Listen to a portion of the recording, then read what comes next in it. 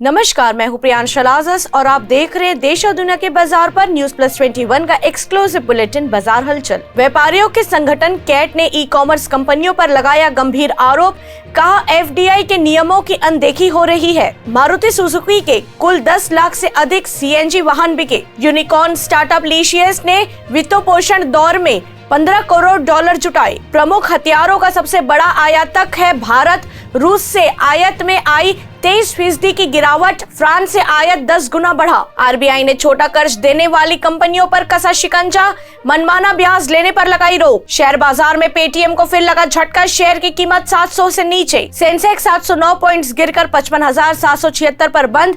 Tata steel 5% और Paytm 12.7% टूटा। टाटा के टेकओवर के बाद एयरलाइन के चेयरमैन से लेकर पंक्चुअलिटी और मील सर्विस बदली। जेफ बेजोस और अंबानी के बीच जंग हुई तेज। अमेजॉन ने एड पब्लिश कर रिलायंस पर लगाया धोखाधड़ी का आरोप। रूस यूक्रेन युद्ध से 6 रुपए किलो महंगा हुआ आटा। मैगी के बाद अब बिस्कुट के दाम भी बढ़ेंगे। ऐसे ही तमाम जानकारियों से लगातार अपडेट रहने के लिए हमारे चैनल को लाइक और सब्सक्राइब करना ना भूले।